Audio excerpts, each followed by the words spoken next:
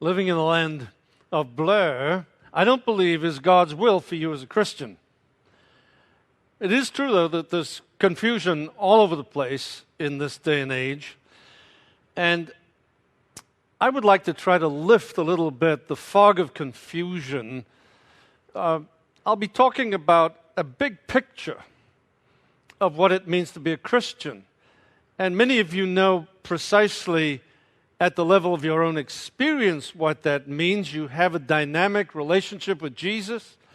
And I'm not here to undermine that at all, but simply to place that in a larger frame. And I believe that that is a biblical principle so to do.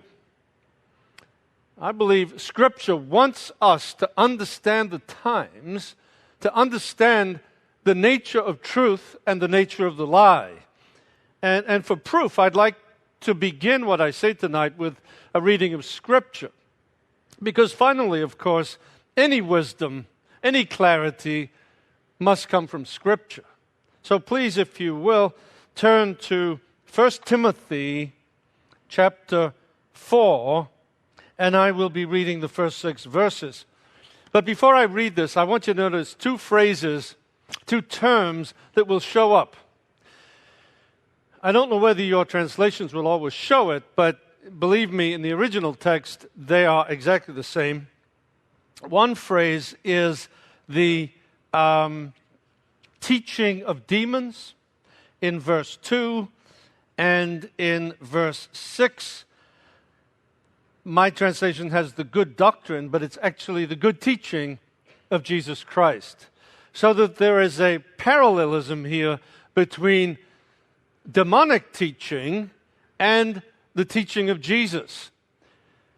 Let's read this text of Scripture. Please give attention to the public reading of God's inspired word. Now the Spirit expressly says that in later times some will depart from the faith by devoting themselves to deceitful spirits and the teaching of demons, through the insincerity of liars whose conscience is seared, who forbid marriage and require abstinence from foods that God has created to be received with thanksgiving by those who believe and know the truth. For everything created by God is good, and nothing is to be rejected if it is received with thanksgiving, for it is made holy by the word of God and prayer. If you put these things before the brothers, you will be a good servant of Jesus Christ, being trained in the words of the faith and the good doctrine that you have followed. Paul wants Timothy to teach his people to be able to know the difference between the doctrine of demons and the good doctrine of Jesus Christ. Because obviously in his time too, I guess, people lived in the land of the blur. I come to you really to speak about this subject from personal experience. I feel something like a historical artifact. I look like a historical artifact. Who would come to Mars Hill Church wearing a bow tie? This is very dangerous. I could be taken out and shot. But it's just to prove to you that I really am a historical artifact, that I wore this special get-up tonight. But I came to the United States in 1964. It was the same time as the Beatles. I could have been on that plane because I was a friend of John for a number of years. It didn't work out. I'm sort of glad in a way because I'd be dead by now, I guess, if I were John. And he'd be up here teaching you Hinduism. No. But I came in 64, and I was blown away as a young European student by how much America had been influenced by Christianity. Oh, it wasn't a Christian country as such, but you could think that Christianity seemed to be all-powerful as a social system, and public policy reflected that. And so I experienced that in my naivete. And it sort of wiped me out. I was amazed how many churches there were on street corners. In Liverpool, where I come from, on the street corners there were pubs, public houses. You didn't see many churches. And so just visually it was sort of strange. But the strength and the breadth of the Christian culture was absolutely everywhere. In 1974, I left with my dear wife and 2 children, was it, hon? I must get this right. I sometimes forget my children's names. Now, you laugh, but I do have 7 children, so you can understand that that is quite possible. We left in 1973, actually, and went to godless France. That's what they called it, godless France. And yeah, it was pretty godless. You know, France was the kind of place, still is in many ways, where secular humanism had completely taken over. And it was impolite to even speak about your own spiritual experience in public. You know, you were looked at as if you were weird, if you even spoke about a Christian experience. Because everything was secular, everything was humanistic. And my wife and I suffered under that. Our children went to different schools. Each one of them was the only Protestant in their class, and sometimes in the school. We knew what it was to be part of a minority in a very powerful, humanistic, secular culture. And I can remember my wife saying to me, we were there actually 18 years. We thought we'd retire there. We didn't in the end.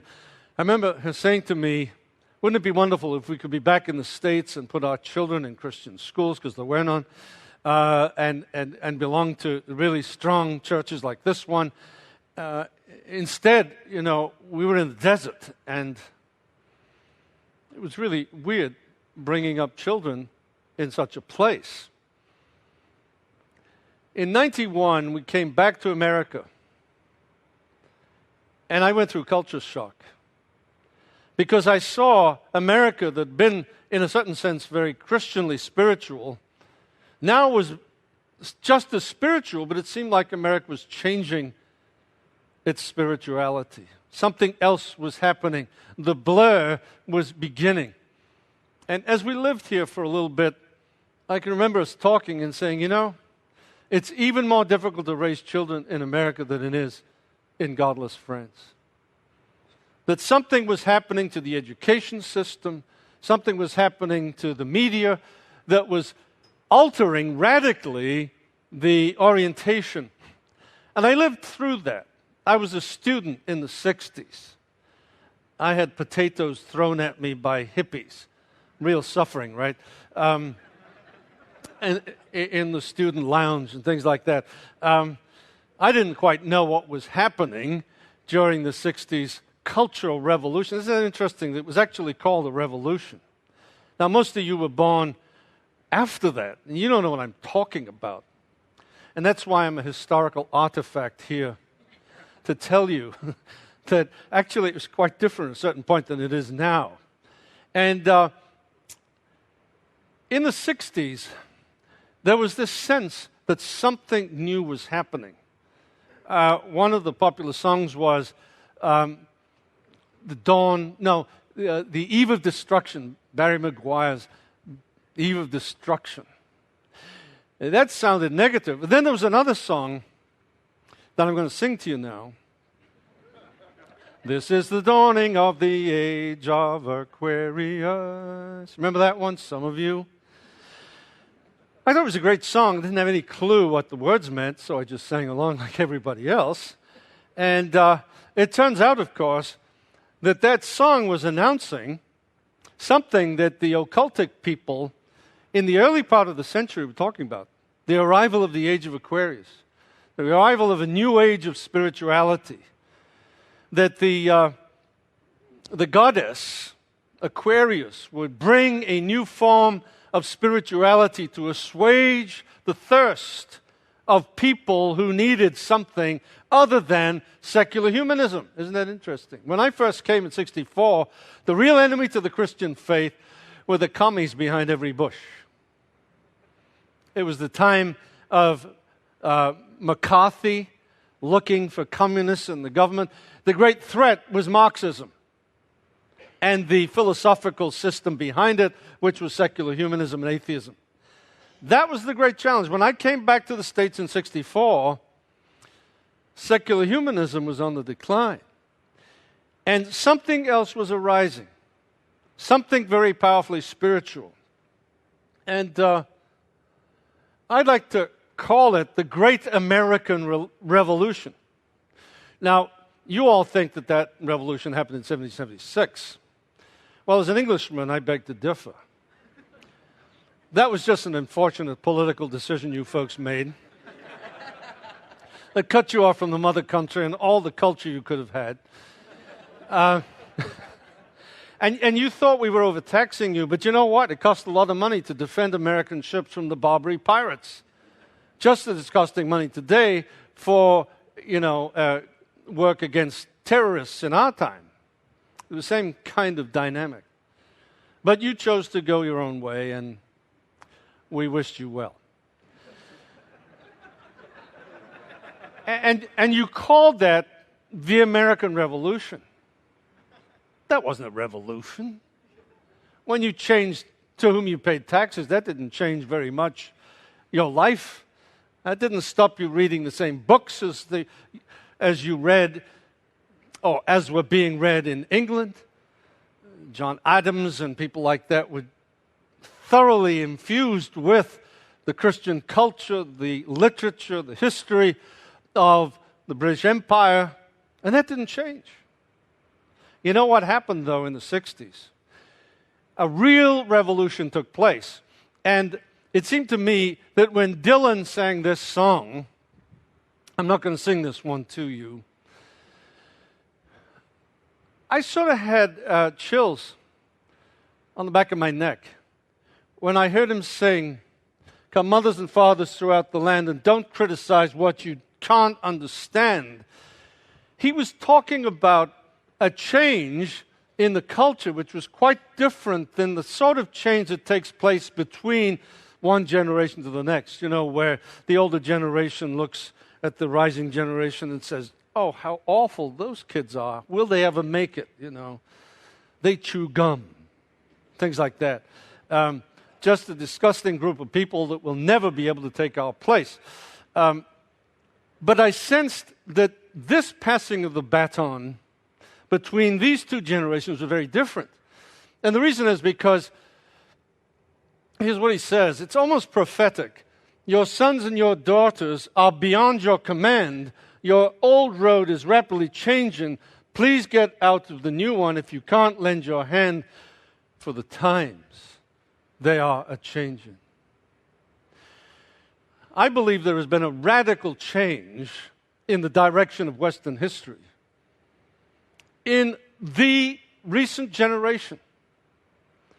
I've lived through it from before it to seeing where it is now. Most of you were born within it, and you think that's the way it's always been. I'd like to propose to you then that there have been some radical changes that actually create the blur in which we live today. If you are confused, and maybe some of you don't think you are, but if you are, it's because I believe there are sort of two massive tectonic plates rubbing against one another, cultural notions of what existence is all about. And as they rub against one another, there is the only word I know is in French, a grincement, but you can figure out what I mean, a rubbing and screeching together of the edges of these two massive systems, rendering clear action somewhat difficult. Where are we? What world are we in? What worldview ought to dominate? What worldview should be suppressed? And here are some of the changes that I've seen. This is especially true. Sort of a movement of revolution that you could call a victory of one thing over another, which is causing the blur in the society we live in now. The victory of the sexually liberated over the sexually inhibited. The victory of the sexually active young over virgins. Of recreational sex over procreational sex. Of condoms over abstinence. Of cohabitation over marriage. You could actually take about 10 or 15 minutes just talking about each one of these. I'm going to try to resist even making a comment so as I can get through it. But I'm sure some of you can fill in some of the details. Divorce over lifelong monogamy. A woman's right to abort her child over the unborn child's right to life, liberty, and the pursuit of happiness. You know, I'm talking about an America that I came to prior to Roe versus Wade, where that was not normal.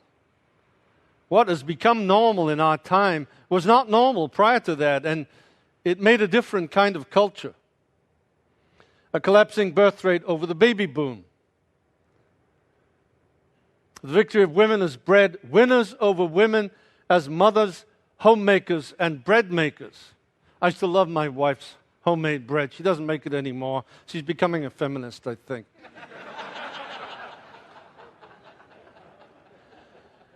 The victory of... She isn't actually. In fact, she wrote a book, Does Christianity Squash Women? I don't know, honey, if we have copies of it. Oh, well, there are a few at the back. So she can give her own personal testimony if you want hers. Does Christianity squash women? Take a look at her. What is the answer? The victory of the feminists over the patriarchs. What a massive change that is.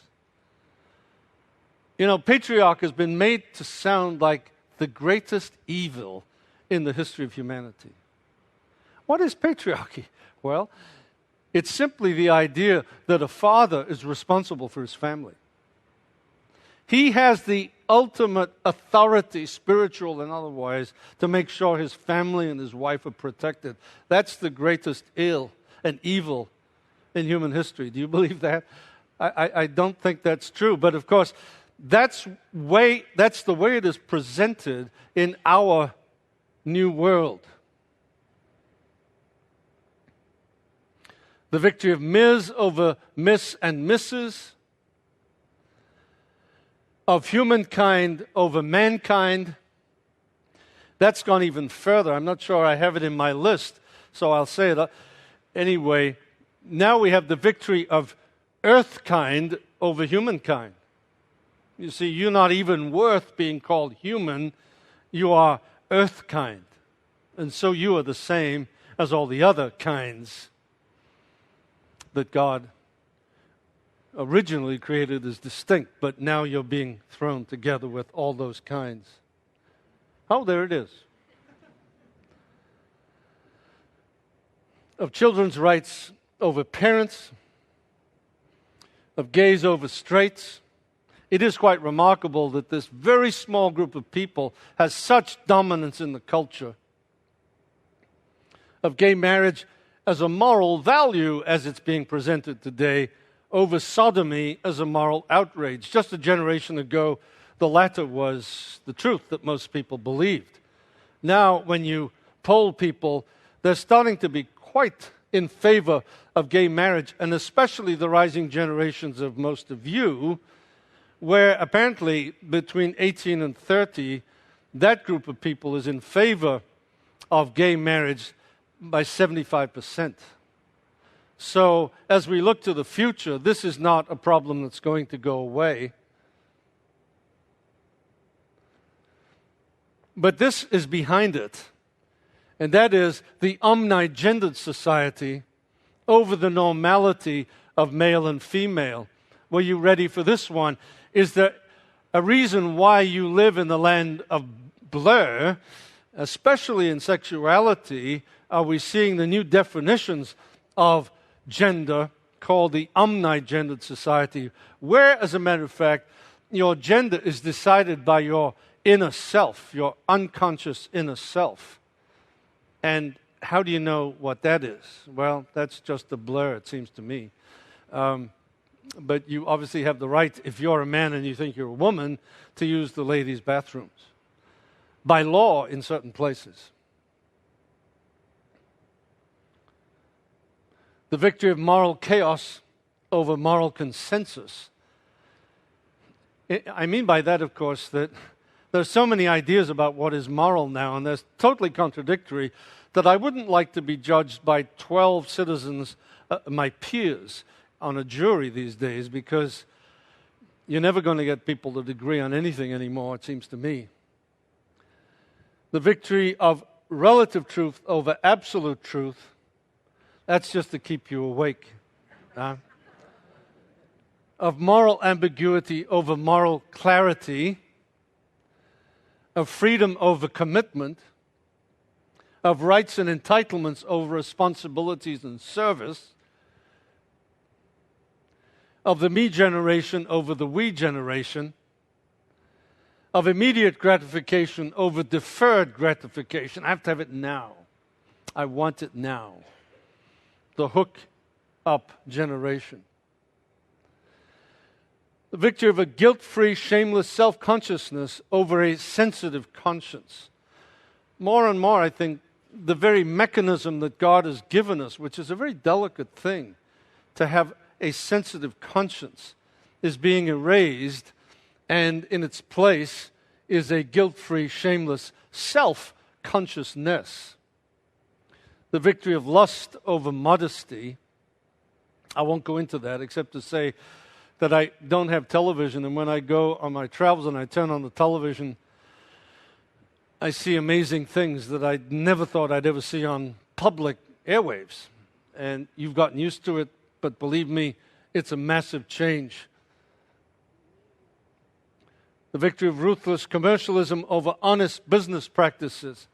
You'll laugh, but when I first came to the States in '64, I saw many people go to the cashier and say, "You gave me too much money," and give them that back, what had been given to them incorrectly.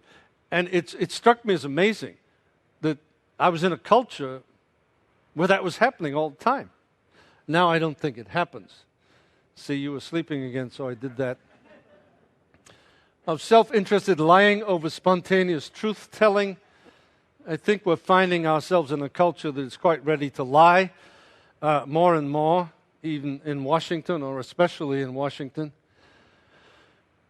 We're living in the time of a new history over patriotic history, where Columbus is the villain rather than the hero.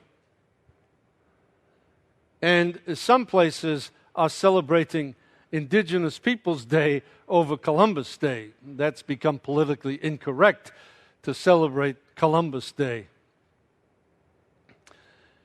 The victory of multiculturalists, or what some people call the multicultites, over the American melting pot, or as I like to say, the victory of the pluribus over the unum.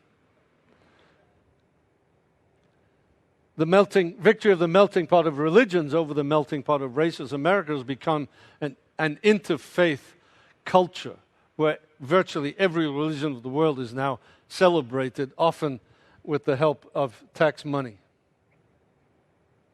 The victory of government by the courts over government by the consent of the people. This, of course, is activist judges who make law from the bench. That apparently is new relative to government by the consent of the people. The victory of the living Constitution over the written Constitution. That's an interesting subject in itself, of course, because these activist judges look at the text of the Constitution and say it needs reinterpretation. And so they try to bring out some of these inherent laws that aren't there. And they're succeeding quite well at doing this. Now, you've got to understand that activist judges are part of a new way of seeing the world. And when they look at the Constitution, they realize that the American Constitution was written at a time and place that honored the biblical view of the world. And so they rightly see it as a document that's full of fundamental religious principles they don't like. So the activist judges are reacting against the document that they do not see as neutral, but actually proposing a worldview that they don't like. That's why you have activist judges. How many of you have ever heard of the Earth Charter? I always like to ask this question because everywhere I go in America, no one has ever heard of the Earth Charter. So congratulations. You are part of the great unwashed mass that doesn't know anything.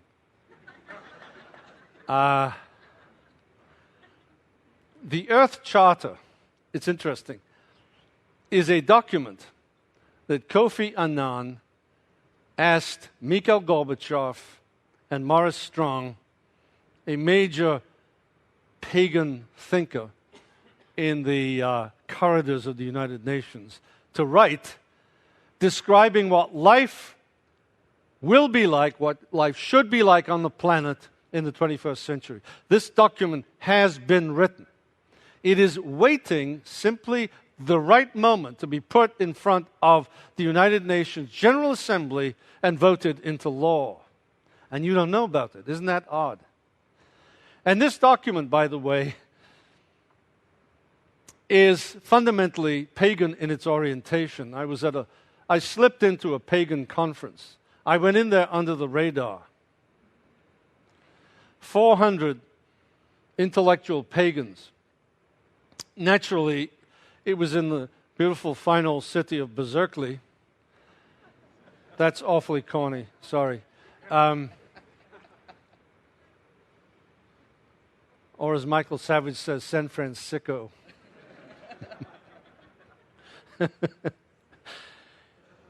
And an intellectual there, amongst these 400, gave a lecture on the preamble to the Earth Charter. She had been named as one of the members of the drafting committee of this Earth Charter.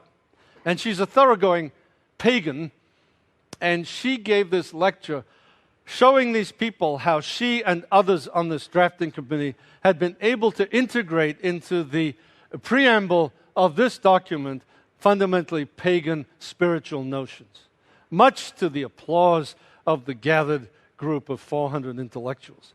These people are way ahead of us, you know. They see way down the road, and they are already controlling the production of the documents that will determine our life somewhere down the road in the years to come. And of course, the goal is for the Earth Charter to replace the American Constitution. I promised I wouldn't talk about each individual one. I broke my promise. Naturally, we're moving to the victory of the global over the national, of world governance over the nation state. I don't know when these are happening, but I see the strong movements towards that. The victory of the postmodern over modernity, the victory of leftist faculty over academic debate, the victory of the Hollywood over the left over the Hollywood of the right. We don't see much of that anymore. Of personal agendas in the academy over the academic pursuit of truth. If, as postmodernism says, truth is power, then why would you want to have a debate with somebody? You'd only be giving them power, right? And especially if you control the terms of the debate, don't bother debating because you own the power. And that's what we're seeing in the university today. There is no more debate. And so you have education for ideological engineering over education for academic excellence. The victory of politically correct speech over free speech.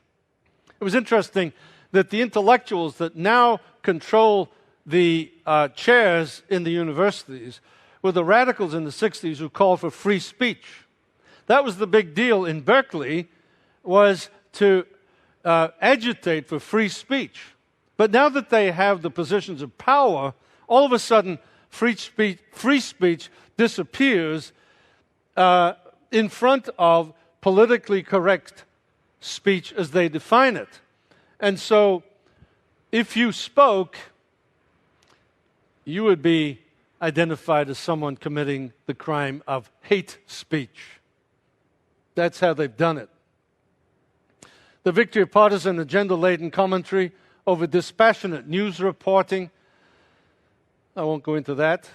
What did happen in New Hampshire today, I don't know. Biased reporting over journalistic integrity. Information over understanding. The victory of the image over the book. I shouldn't say this in this place. We're really into images, but we're also wonderfully preserving the book. And let's never forget that God revealed himself as the Logos. Obviously, we can surround that with images, and that's fine. But Christianity will never be free of the Word. And so, bringing up children, make sure not only that they know how to play those Game Boys, but make sure they know how to read. All right? The victory of the irrational over the rational, of earth-based spiritualists over the materialists. This is an interesting move that I was indicating, that secular humanism really has disappeared as the true enemy, and it's now the spiritualists. The victory of the rest of the creation over human beings. In some places in California, you're no longer a pet owner, you're simply a pet carer. You don't own your pet anymore. Because you're both earthlings, of course. Earth kind. The victory of Eastern medicine over Western. Of Eastern spirituality over Western spirituality. The victory of the goddess over God. The victory of the force over the personal God of the Bible. Of the post-Christian culture over Christendom. Of spirituality over doctrine. Of natural revelation over special revelation. Of the many ways over the one way. Or the victory of the both and over the notion of the either or. That's what creates the blur, is the both and. We don't like to think in either or terms anymore. It's got to be the all-inclusiveness of both and. That's a big change. The victory of all the world's holy books over the Bible. And so we have Hindu prayers and the use of the Quran in key moments in our political life. The victory of the Gnostic Gospel of Thomas over the biblical Gospels of Matthew, Mark, Luke, and John. Commercial break for a moment. I have a book out there called Stolen Identity, which compares the biblical Jesus to the Jesus of the Gnostic Gospels. And if that interests you, I've been reading reviews about myself. I do this at moments when I have moments of doubt about my value.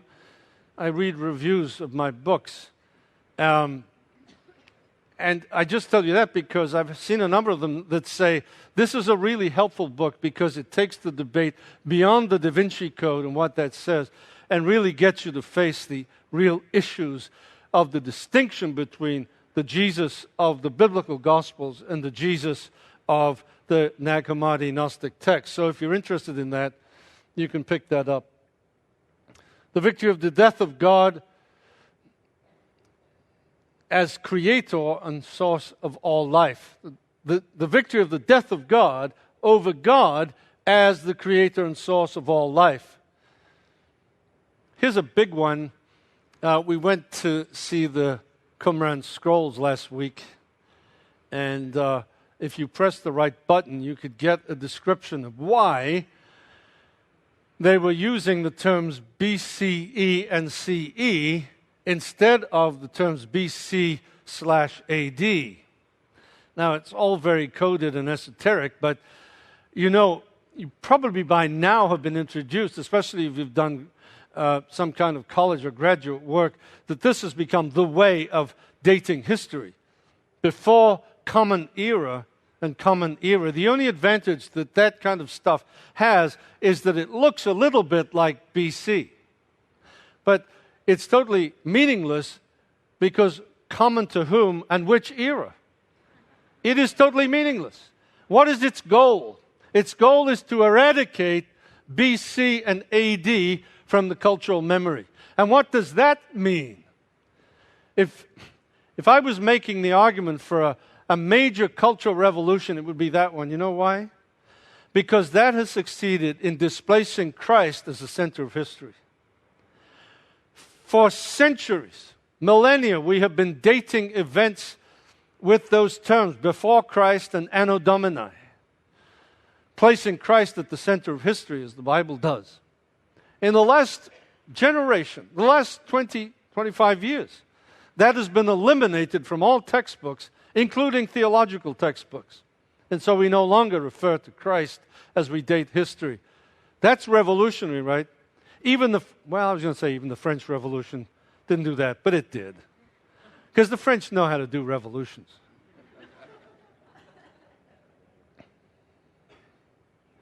But you see, because of that, that's why we have winter break instead of Christmas. That's why we have Earth Day and spring break over Easter. Because there's been a conscious effort to eliminate from the cultural memory any reference to Jesus Christ. And you fight with it every year. Do we say Merry Christmas or Happy Holidays? Fortunately, there's been a bit of a response, a reaction to that, and some stores are actually playing Christmas music again. But the wind is in the sails of this movement, I think. The victory of the age of Aquarius, which is the symbol of pagan spirituality, over the age of Pisces. Now that's, of course, an astrological reference. According to astrologers, and I should tell you, we have a think tank in 2 weeks in Escondido, and I've invited a professional astrologer to come and speak. Now, she was a professional astrologer until Jesus got a hold of her and converted her. And she has rejected all that stuff now, and she's going to give us a lecture on what astrology really means in terms of pagan spirituality. But be that as it may, many people figure out the meaning of history via the zodiac. And these various points in the zodiac are understood to represent 2,000-year periods. How interesting. And so we've just moved out of the age of Pisces, which means the fish, and of course the fish stands for Christianity, and we're moving into the age of Aquarius. It's a very strange kind of pagan eschatology. The victory of multi-faith pagan America over Christian America.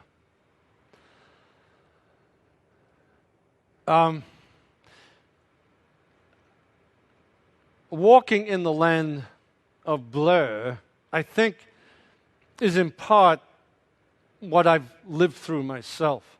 Seeing a massive change. I'm not suggesting to you that the America of the 50s, was utopia and the antechamber to heaven. Not that. But I am saying that there have been some massive changes in the culture of a sort of an anti-Christian nature to erase the memory of Christianity from the cultural memory. And that because that is the case, but because this culture is still influenced by Christianity, that you have this massive blur of these two worldviews butting against one another and claiming rights and claiming the power to establish public policy. And we do live in the most confusing time. Now, my goal tonight, that was just my introduction, by the way. Oh, dear. Oh, dear.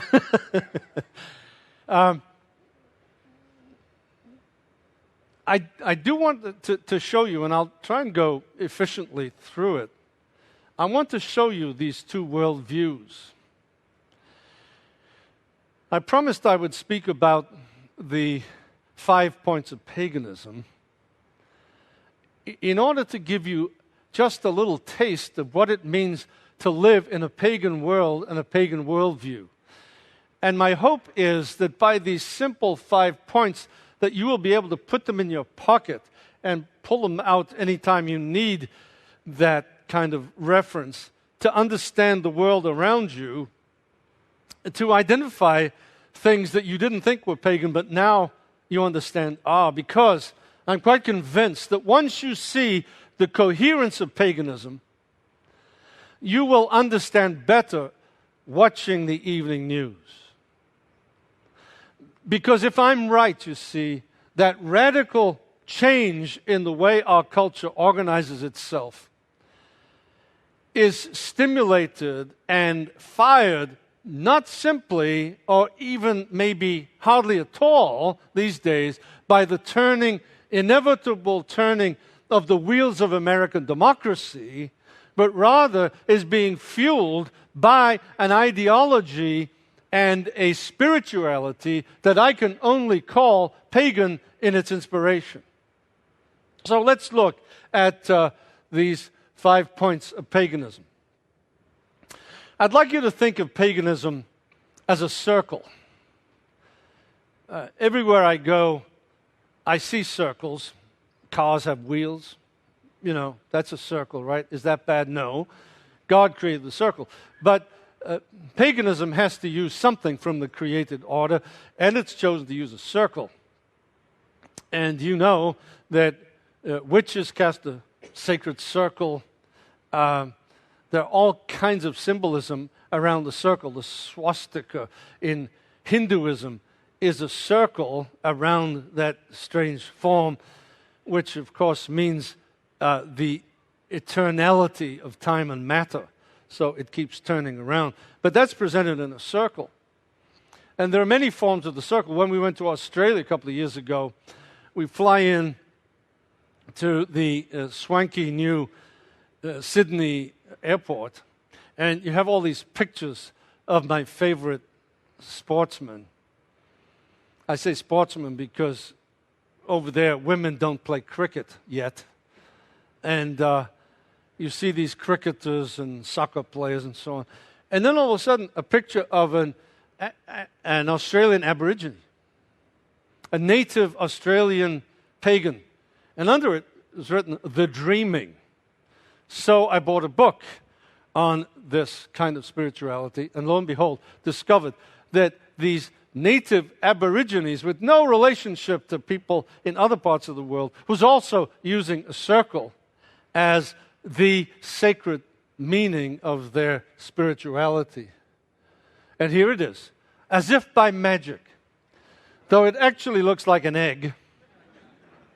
I don't know what happened. It must have got compressed on the plane. Though pagans do use the notion of the world egg, so maybe we are okay. So the circle is a wonderful representation, wonderful in the sense of clarifying, because it represents everything as united together. And the circle, of course, is all-inclusive. And I'd like you to think about this in terms of this term, monism. Monism means the theory of oneness. Mono means one in Greek and Latin, as a matter of fact. And so you know terms like monopoly, one company that dominates the market, or monogamy, one marriage, or monotony, which is my lecture. So you're quite familiar, right, with the term. But I want to make it more simple for you. Think of this word and then think of oneism. Oneism. That is the fundamental inspirational notion of paganism, that everything is one. And into this circle, in this case an egg, is everything. Rocks, human beings, stars, the cosmos, and of course God.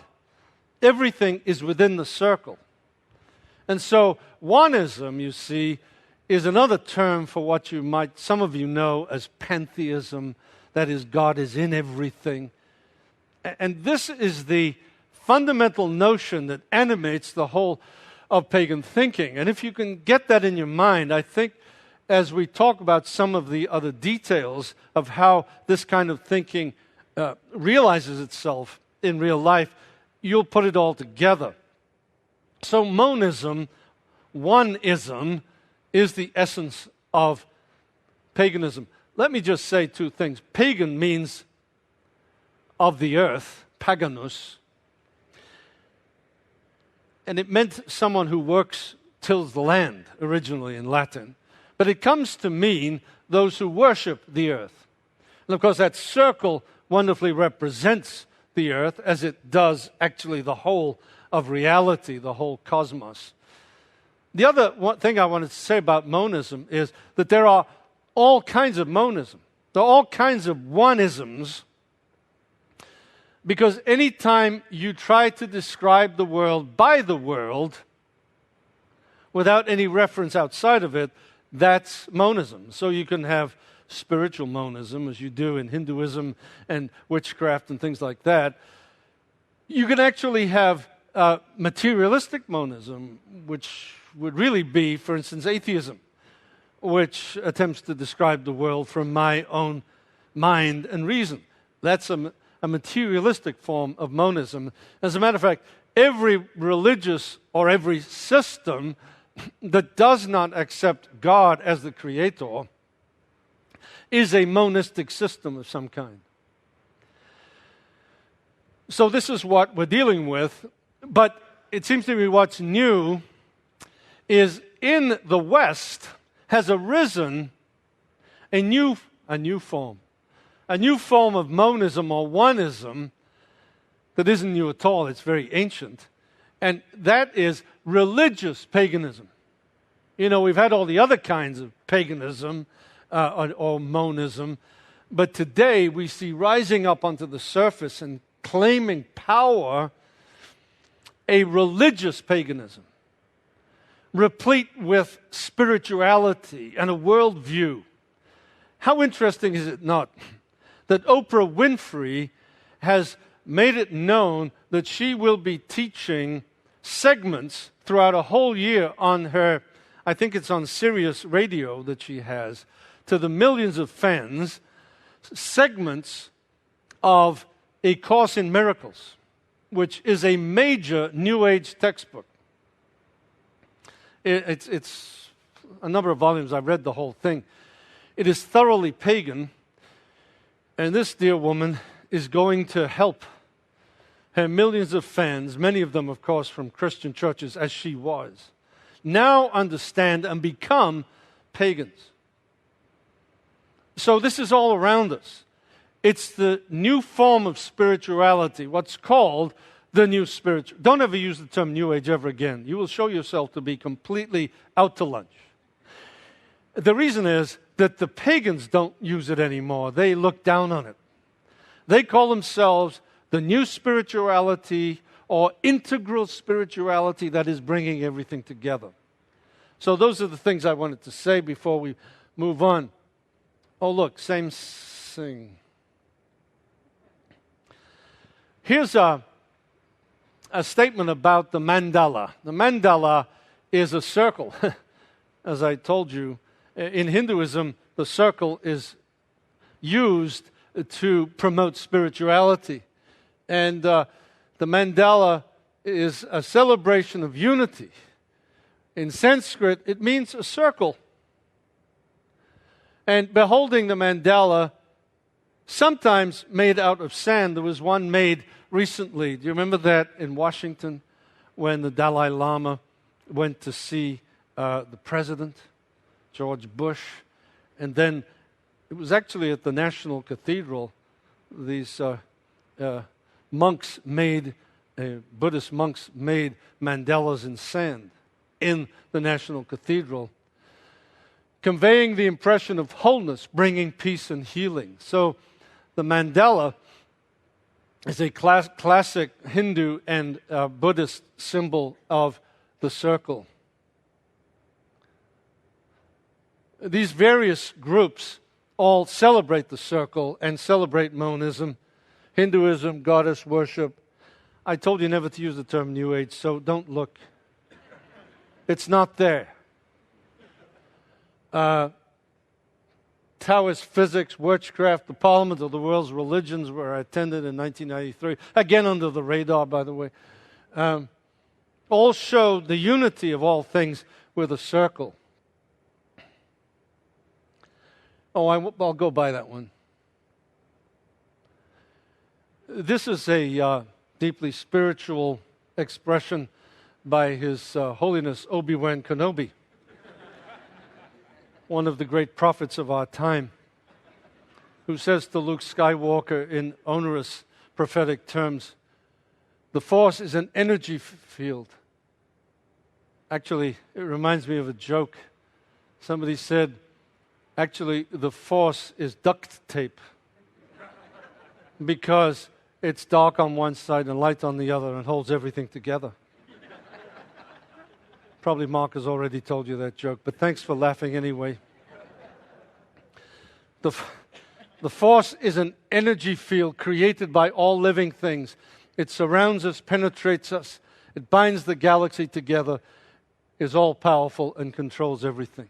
The idea that we are surrounded by this circular force into which we contribute our own significant energy.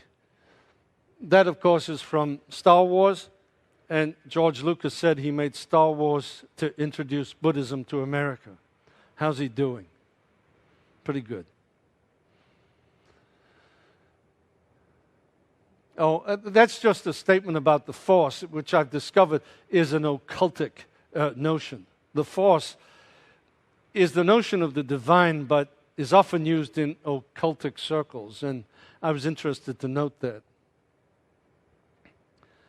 Here's what people then believe. There is no single person, place, or thing that is God, but every person, place, or thing is God. You see, once you're all in the circle, that circle is divine. And so there is no specific place for God. God is everywhere, and so you are divine as well.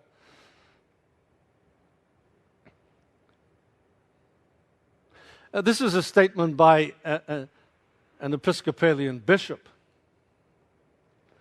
Isn't that interesting? This paganism shows up everywhere, not just from Hindus or Buddhists or witches. In fact, at the Parliament of the World's Religions, there was a great big stage, and on it was a whole series of representatives of these world religions. And you started off with the liberal professor, probably a Presbyterian like myself, but not liberal, in his doctoral robes, and you came across, and there was the Roman Catholic cardinal, and then you had all these different Eastern religions in their saffron robes, and at the end was the high priest of the Fellowship of Isis, a witch. See, paganism shows up everywhere in different forms, and this is the paganism you find in the Episcopal Church today. Why is it pagan? Well, God is not an external supernatural being ruling over humanity. God is rather the power of love which flows through each one of us, the source of life, of love, the ground of being. But life has taught us that theism is dead. Would you ever have thought that a so-called Christian bishop would say that theism, which is a coded word for Christianity, the Bible's view of the world, that's dead? Now, Nietzsche said it, but a Christian bishop? This is where we are, it seems to me, in terms of the place of paganism. Well, that's a statement by Buddhism, so I'll rush on along just to prove to you that the Buddhists say the same thing. I'm going to move on that one too. We get to point 2. What was point 1? All is one, and one is all. I'm going to have one in every one of my points just to string you along, all right? And remind you what paganism is. Humanity is one. And the way pagans think about human beings is to see them as little microcosms, as representatives of the macrocosm, the big cosmos, you see. So each human being is, in himself or herself, a representative of the whole. This is very interesting. Al Gore, in his book, Earth in the Balance, describes human beings as holograms. And a hologram is something that expresses a holistic view of the self. And this is the way human beings are understood, as those carrying within them, you see, the truth about everything. So if you want to know the truth, where do you go? Well, you go within, right? As Shirley MacLaine said. Go within. You know, she's being very logical as a pagan in pointing out that the place where you find wisdom is actually within. Teilhard de Chardin, I can't say that in an American way because I lived in the same city as where he taught, and so I learned to say his name in a French way. Sorry about that. Teilhard de Chardin. And he was a famous Jesuit theologian who is often called one of the forefathers of the New Age movement. Oh, I said New Age again. Anyway, you didn't notice. And I didn't draw attention to it either, did I? So we're okay. But he is one of the forefathers of this new spirituality. And he sort of sees the whole universe is endowed with a collective consciousness that is merging into a union of the whole human species into a single interthinking group, the noosphere. I know you didn't understand a word of that, and neither did I.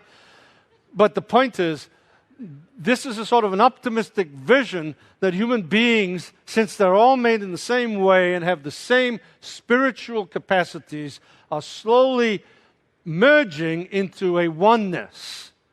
The great wisdom of humanity will finally show itself in this so-called noosphere, the sphere of the unified mind.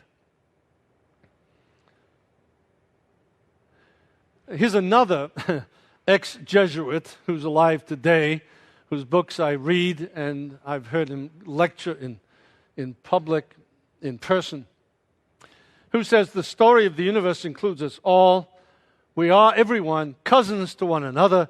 Every being is intimately present to and immediately influencing every other being. That notion of being integrated in the same common species. But obviously we're all human beings together, but the point is, these folks see us as connected at this deep level of spirituality where what is essential to us, namely our divine spark, joins us together.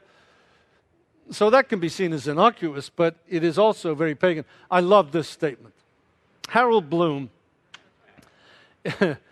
is professor of Shakespeare at Yale University. He's actually a world expert in Shakespeare. That's a special guy in my book, studying one of my great ancestor poets. But he's also a pagan. And he became a pagan after being raised in a Jewish home on the Torah. And he discovered paganism reading the Gnostic texts in the 60s. And he changed his religion. Instead of being a Jew, he's now a pagan. He writes enormously on this subject, and if any of you like to read on this in this field, he certainly is one of the people to read. One of the things he says, which is very revealing about his conception of who he is as a human being, is that he takes attributes that we give to God and gives them to himself. Do you see that? What are the attributes of God? Well, according to Scripture, only God is uncreated. Everything else is created. This guy thinks he's uncreated. Can you imagine the power of that? He thinks it's very liberating. I'm sure in a certain sense it is, because once you say you are uncreated, then you are on the same level as God, you see, and then you can get to choose what you want to do with your life without having any kind of creator over you. And so, in terms of time, he's as old as God. So he shares the attributes of God's eternity. It's a powerful notion that we find in today's paganism becoming more and more common. Especially since one of the great mystics, who is now being used in certain evangelical churches and movements to promote a kind of mystical spirituality, namely Meister Eckhart, says this, and you can decide whether this is pagan or not from what you've heard me say. Notice what he says, and I want you to be able to do this, you see. There is something in the soul that is uncreated and uncreatable. There is something in the soul that is uncreated. Now, I've just said to you that only God is uncreated. If we take Genesis 1:1, that's what it says. In the beginning was God, nothing else. And then God created the heavens and the earth. So everything else is created. So how can you say that there's something in you that is uncreated? Only God doesn't have a beginning. Everything else does.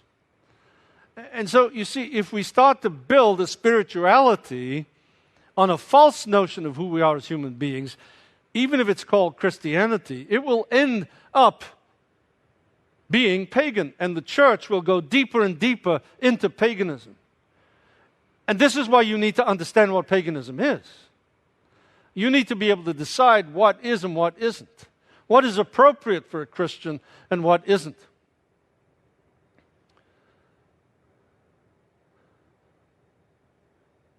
An Islamic Sufi guru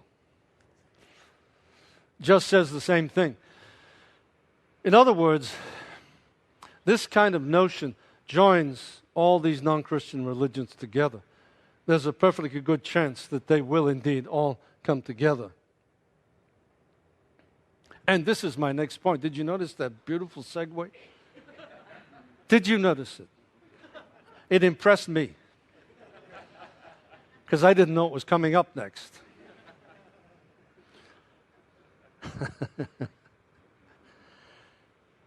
All religions are one. You know, as I stood before that crowd of 8,000 people, or stood watching, this no longer was just a theory. I was in the Palmer Hotel in Chicago, observing the parliament of the world's religions. There were 8,000 delegates from 125 different religions. And at one point, they all joined arms and danced around this massive ballroom to the sound of an American Indian tom-tom drum. And I thought to myself, where am I? And I was in downtown Chicago. But I was watching in Technicolor what doubtless, will be more and more the truth about non-Christian religions and Christianity that has ditched the notions of true Christianity, namely that all religions will somehow in some way come together to make sure that this circle is complete. You see, the beckoning power of this circle is the beckoning power of completion, of unity. And if you bought this pagan system, obviously religion has to play a major role, and the religions of the world have to play a major role. Now, you've all been brought up to think that there are 365 different ways to God, and that we have to respect every one of them. And so you must think of religions as pieces of the religious pie. So each piece has its valid place. But woe betide any piece that would claim to be unique, that would claim to have the truth. If it's part of the pie, then obviously it can't claim that, because it needs all the other pieces of the pie to give us completion. And so people are quite happy to accept Christianity if Christianity is willing to be a piece of the pie. One of the religions, thus being part of the fullest expression of religion. All religions are pieces of pie slices that join at the center. And you can be anything you want to, so long as you join in that celebration of the basic unity of this religious circle. The interesting thing about this circle is the outside, like a pizza. I know some of you are already getting hungry, and it is time. The outside is the crust, and a crust is tough to get through.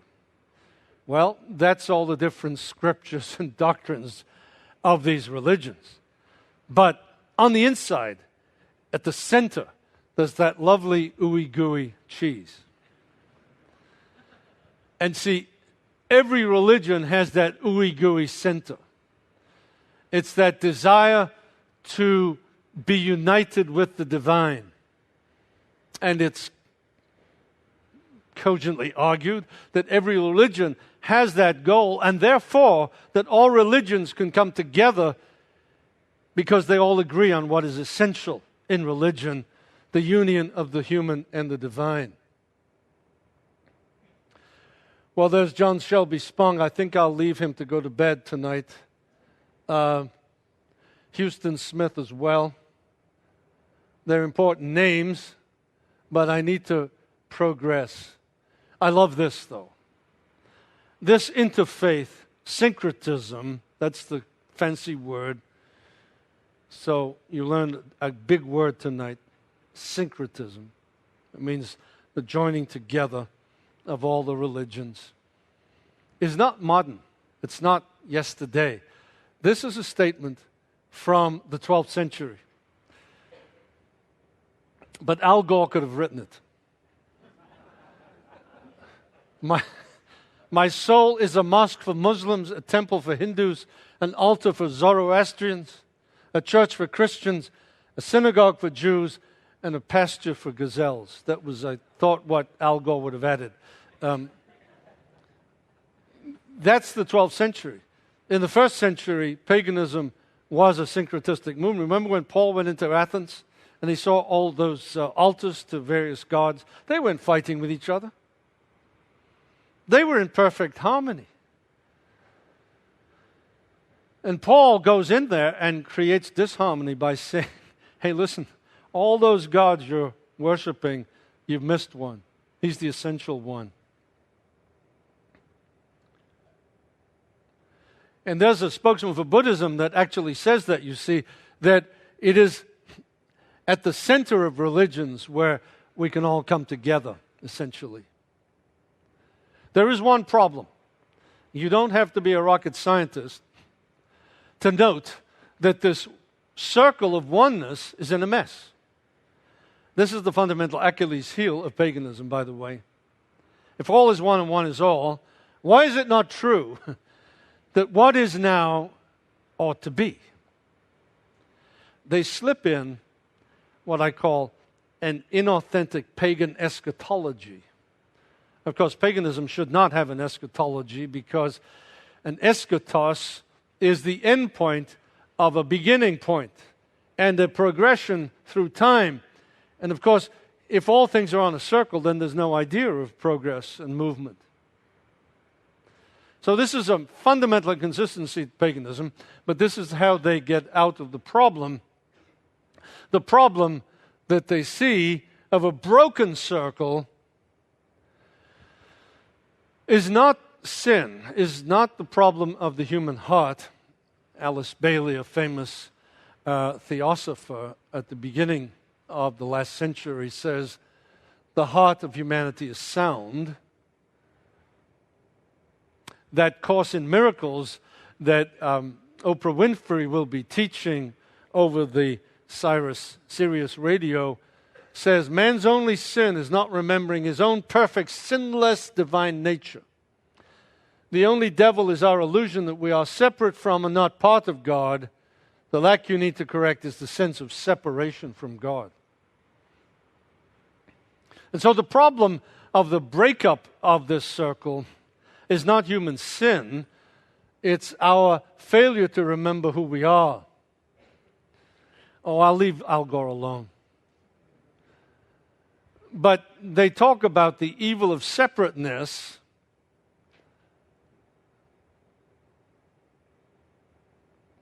Come on. Again, the notion of inclusivity and the rejection of the idea of separateness is part of this vision. Neil Donald Walsh is the author of Conversations with God. He's sold millions of books. And here's what he says. The only real sin for man is to see himself as sinful and separate from God. So the only sin is thinking about sin. And that's why we're in the mess we are. As the Gnostics said, you see, we're not sinful, we're asleep. We need to wake up. We need to get out of our suffering of the condition of metaphysical amnesia. You know what that is? Metaphysical amnesia. We've forgotten who we really are, namely divine beings. And because we've forgotten who we really are as divine beings, we separate things out and make distinctions. And thus, we separate and distinguish things within the circle and thus start to break it up. And so the thing we have to do is eliminate all these distinctions, and the circle will come back together again. There will be no more discord and war and notions of sin and so on, because we will all be united together. And so we have to eliminate distinctions. Now, this list ought to help you listening to the news tonight on the television. Because these things that must be eliminated are now appearing everywhere in our common life together. It's interesting that the first distinction that must go is the very notion that makes Christianity work. We have to get rid of the distinction of theism and monism, and especially the notion of creator and creature. See, that's the big bugbear of our present situation. Why are we in a mess? Because we believe that there is a creator outside of creation. That's incredible, isn't it? That paganism actually identifies the essence of Christianity with the fundamental problem of the world. I think it's good for you to know that, so that you're not wandering around in the land of blur thinking that everybody loves you as a Christian. You are a fundamental threat to this system because you make distinctions between God and man, between animal and human, between Christ and Satan, life and death, heaven and hell, truth and falsehood, right and wrong, good and evil. You know, all those things are simply points on a circle that can move around depending upon your perspective. That's the pagan system. It has to get rid of these absolute distinctions of good and evil, for instance, and sort of bring them together, to join them. Sin and holiness. We've got to get rid of that distinction. The Bible and other scriptures. Monotheism and polytheism. The traditional family, alternate families. Parents and children. Male and female. Monogamy, polygamy. Love, pornography. Homosexuality, heterosexuality. All these things, you see, are part of a messed up world. And if you want a utopia of this world, get rid of all those distinctions. You see how threatening Christianity is to this view of peace and love on the planet. Now, I'm not saying that we go around just screaming at people and saying how stupid they are and how wonderful we are, and we're being absolute jerks. But I am suggesting to you that you should know when you're talking to pagans that that's their deep and abiding conviction. and you have to love them to the truth. But that's the truth about the nature of things.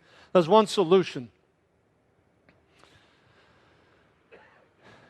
You remember that book by Shirley MacLaine, Going Within? And there was a movie.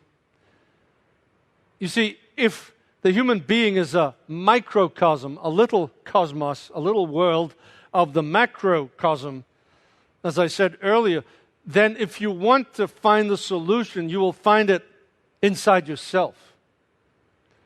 That's the locus of truth and wisdom, is to go within. Why? Because what's within? Well, within, of course, is the divine spark. That's why in paganism, spirituality is absolutely crucial. This is not just an intellectual system. It's an intellectual system that emanates from the experience of the unity of things. And so the promotion of this experience in paganism is absolutely essential.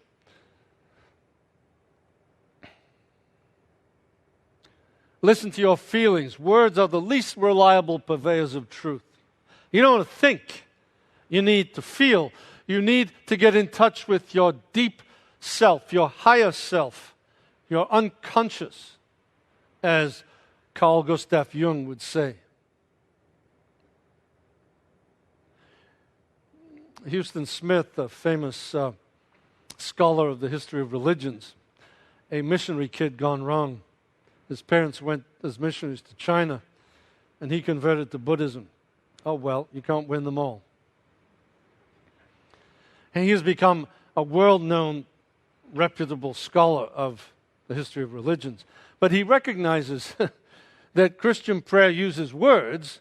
The mystical view of God uses night vision, whatever that is, where one sees behind the beyond and beyond the God of theism.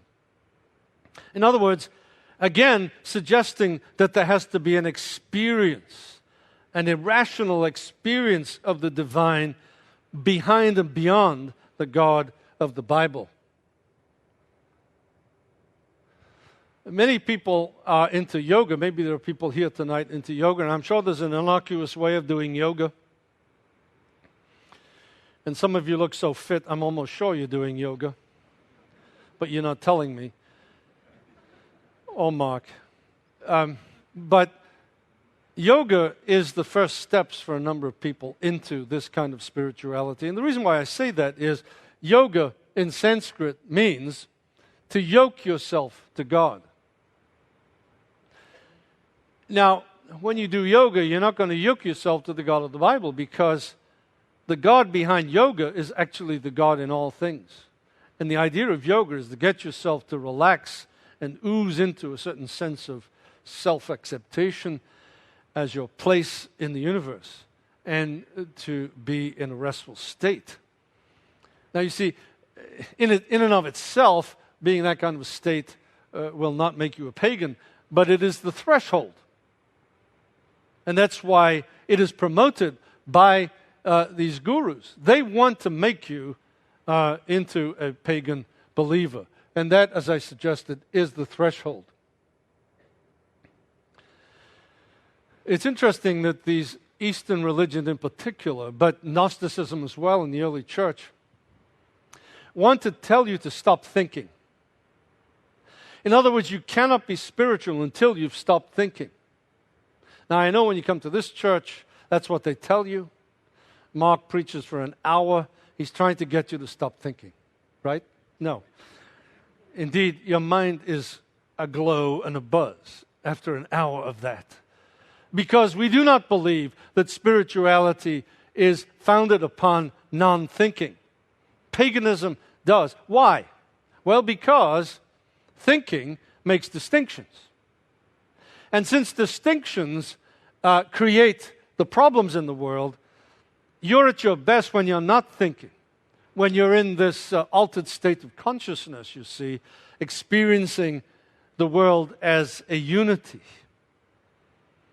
And to think destroys that. I remember reading Phil Jackson, the coach of the LA Lakers, who teaches the LA Lakers some kind of meditation. It doesn't do them any good playing basketball, at least not last year. But he persists in teaching them this kind of mystical stuff. But in his book, Sacred Hoops, that's what it's called,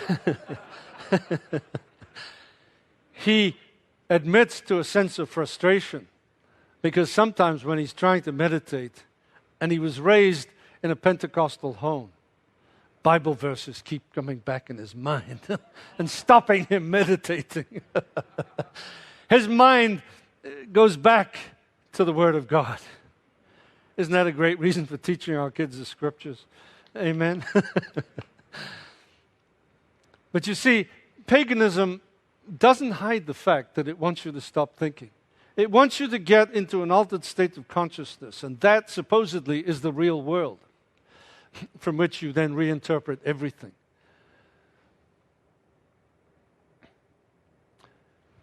And you can use a mantra for that. A mantra, as the Indians say. But what is a mantra? It's a statement that you repeat over and over again. But the meaning of mantra is interesting. In Sanskrit, man is to think, and tra is to be liberated from thinking. And so, when you are over and over saying the same thing, the goal is to stop thinking. With the ultimate goal, and this is the second big word I want to teach you tonight, at no extra cost. The goal of paganism is the conjunctio oppositorum, the joining of the opposites. In other words, the bringing together of the distinctions into a unified oneness. That's the goal.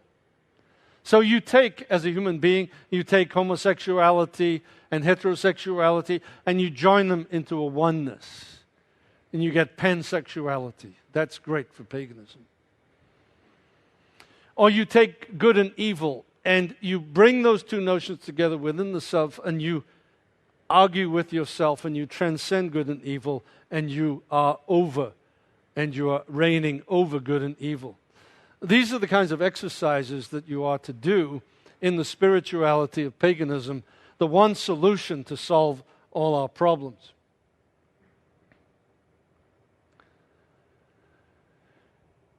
Oh dear, I can't get into that, but it is. This one is interesting. Again, this is what Oprah Winfrey will teach the hungry masses. Do not make the pathetic error, says the Jesus who reveals a course in miracles. Do not make the pathetic error of clinging to the old rugged cross. Your only calling here is to devote yourself with active willingness to the denial of guilt in all its forms. Do you hear that? The denial of guilt in all its forms. God has placed within humanity a moral pain, a sense of morals and those morals going wrong. It's like normal pain. Once you feel it, you have to do something about it. This paganism seeks to erase that God-given sense of guilt by joining the opposites, by promoting this experience. And you can imagine a generation of people who don't feel guilt anymore about anything. It's a scary prospect. Spirituality is not in the idea, but in the experience, says a pagan theologian. And so the experience, you see, becomes the essential goal of paganism. And that's why you have to be aware of all these attempts to get you into altered states of consciousness, whether through yoga or whether through various techniques that are being taught in Christian churches today. The dangers are there to turn you into a pagan. I'm going to pass by. I just want to leave you with a few phrases. It seems to me, I've shown you, we didn't get that new slide. I don't know where it was. I wonder if it'll come up. I inserted the slide and it doesn't seem to have come up. But anyway. Oh, there it is. Where did that come from? This is a unitive experience of oneness with everything. And I just oozed the idea, and there it came. I'm going to become a pagan. It works. This was the key slide that I didn't have in my show. And I've never had it in my show. And I don't know why, because it's the key slide. Because if the circle of monism expresses the oneness of paganism, biblical theism or biblical faith has two circles. Twoism, if you like. Theism is almost twoism. But see, the Christian faith expresses the notion that there are actually two circles, two kinds of existence.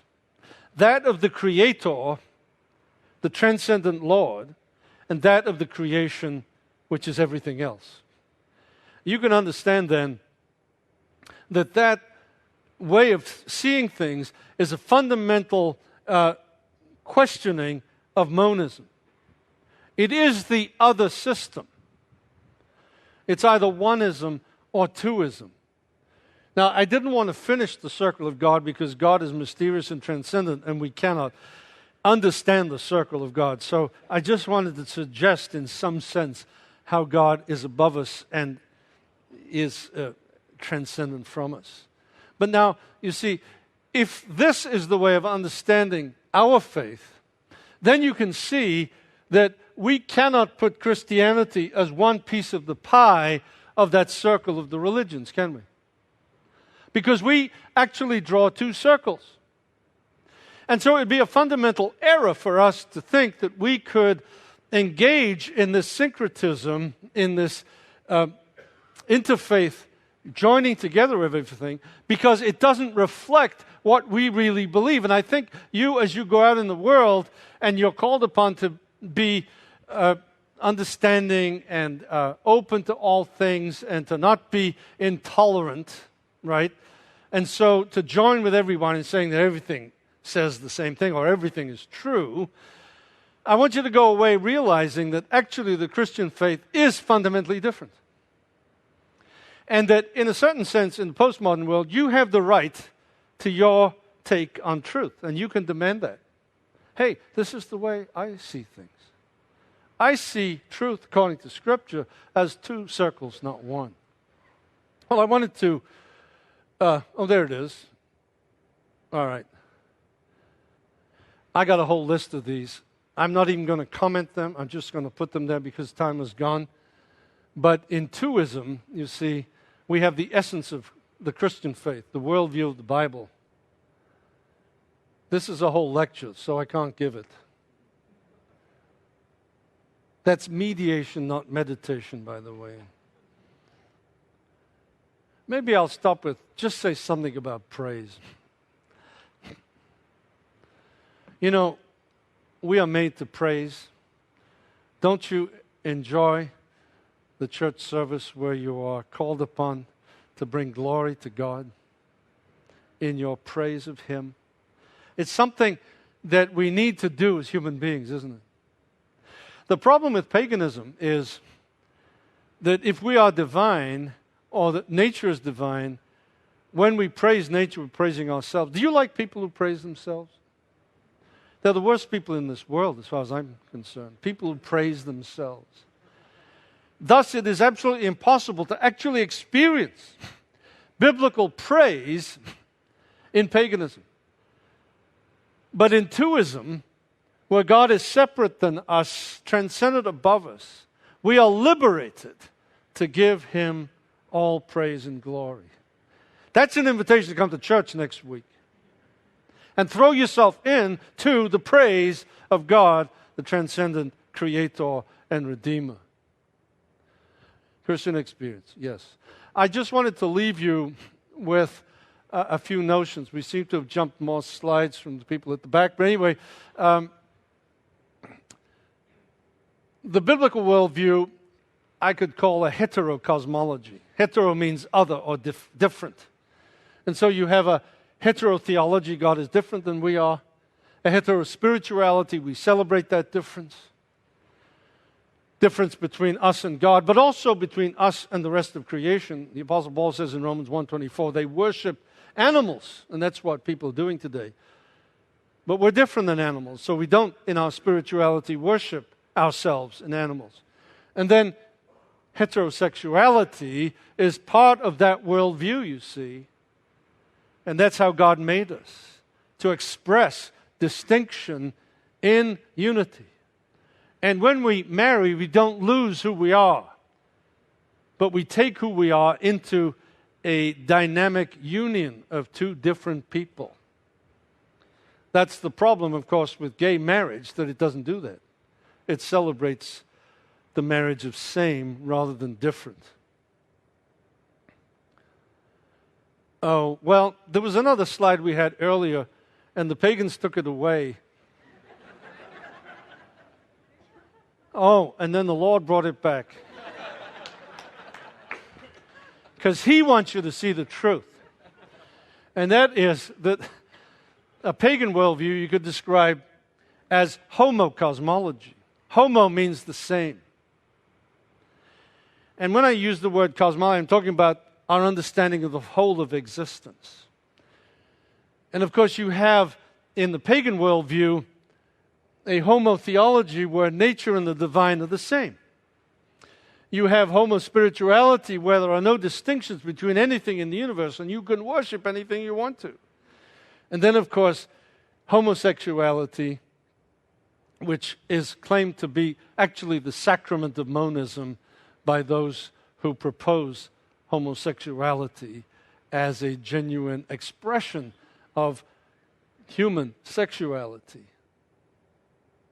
We all benefit from breaking down the gender binary. You know, binary is a symbol of that distinction, you see, of two-ness.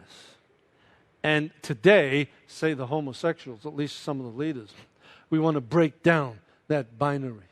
We want to bring sameness to determine who we are and who the world is.